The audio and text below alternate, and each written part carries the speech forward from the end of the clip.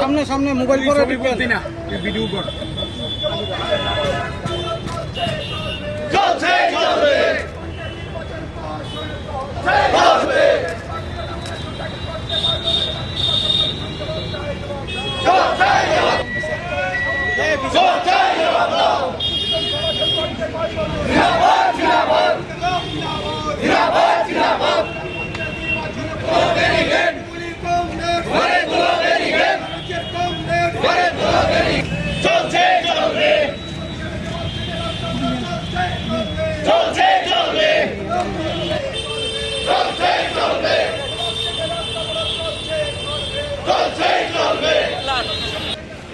বিভিন্ন ব্লক, এই ব্লকগুলোতে আমাদের প্রার্থীরা গত 11 জুলাই থেকে পঞ্চায়েত সমিতি এবং পঞ্চায়েতে প্রার্থী হিসেবে মনোনয়নপত্র জমা দেবার জন্যে তারা গিয়েছেন, কিন্তু বিভিন্ন জায়গায় ব্লকের ভেতর ব্লকের বাইরে রাস্তায় শত শত বিজেপি দুষ্কৃতী আমাদের প্রার্থীদের প্রাণ নাশের জন্য চেষ্টা করেছে, আক্রমণ করেছে, আহত করেছে।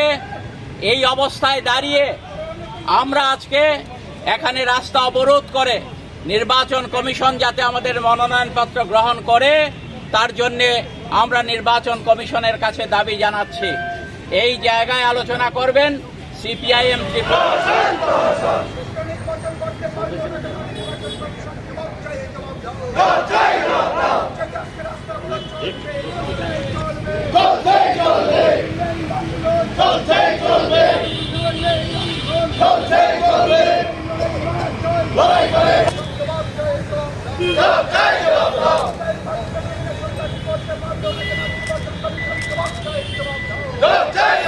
আপনারা জানেন বামফ্রন্ট এবং সিপিআইএম পঞ্চায়েত নির্বাচনের জন্য আমরা সর্বাধিক প্রস্তুতি গ্রহণ করেছি।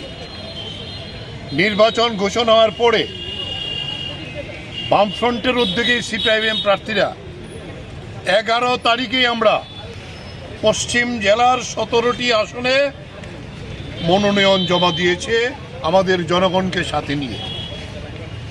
এরপর বিভিন্ন ব্লকে ব্লকে পঞ্চায়েত সমিতি এবং পঞ্চায়েতের মনোনয়ন আমরা রাজ্যের বেশিরভাগ 35টি ব্লকের প্রায় 25টি ব্লকে আমরা দিয়েছি, কিন্তু 10টি ব্লক, তার মধ্যে পশ্চিম ত্রিপুরার বামটিয়া, মোহনপুর, সেখানে জিরানিয়া, পুরাতন আগরতলা এবং আজকে ডুকলিতে চেষ্টা হচ্ছে এখনো দিয়ে দেওয়ার জন্য।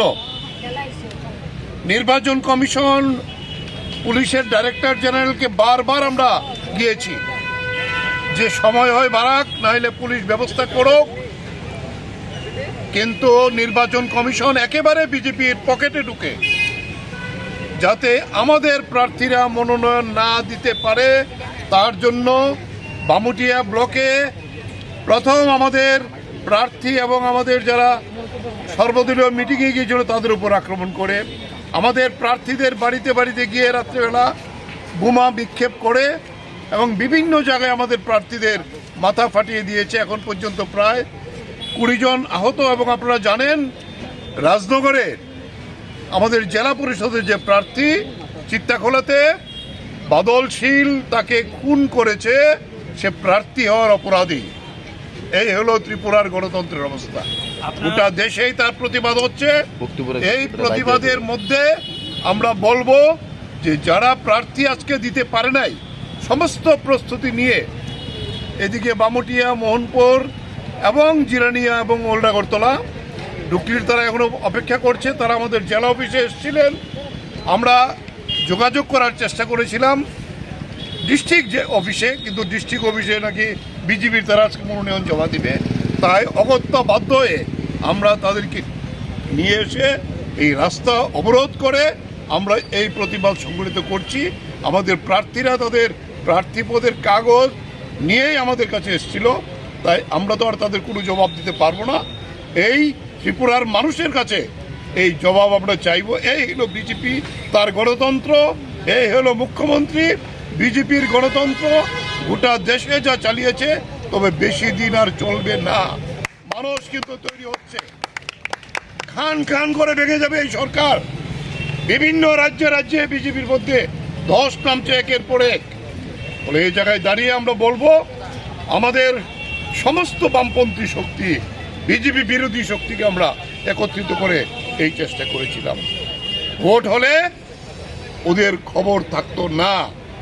এই জায়গায় দাঁড়িয়ে আমরা এই প্রতিবাদে আমরা বলবো, আমাদের প্রার্থীরা, আমাদের সমর্থকরা এখানে আগরতলা শহরের রাজধানীতে এই প্রতিবাদ আমরা এই তারা কোনখানে জমা দিল রে নমিনেশনটা? Bamutia block, Mohanpur block, Jirania block, পুরাতন আগরতলা ব্লক।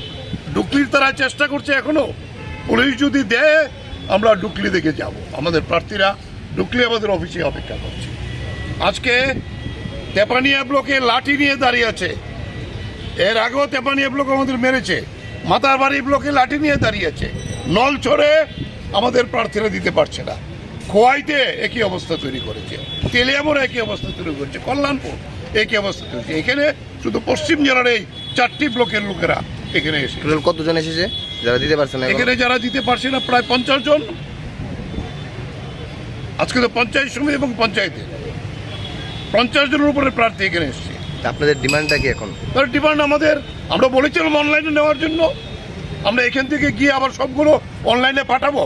তারা নক আর না নোক, সময় বাড়ানোর দাবি আছে। আমরা তো হাইকোর্টে গেছি। মহামান্য হাইকোর্ট যদি বিচার করে বাড়ায়, তাহলে আমরা নিশ্চয়ই আমরা দেব। আমরা প্রস্তুত আছি। আমরা এখান থেকে গিয়ে আমাদের অফিসে আমরা ইমেইলে সব আবার কপিগুলি পাঠাবো। Thank you.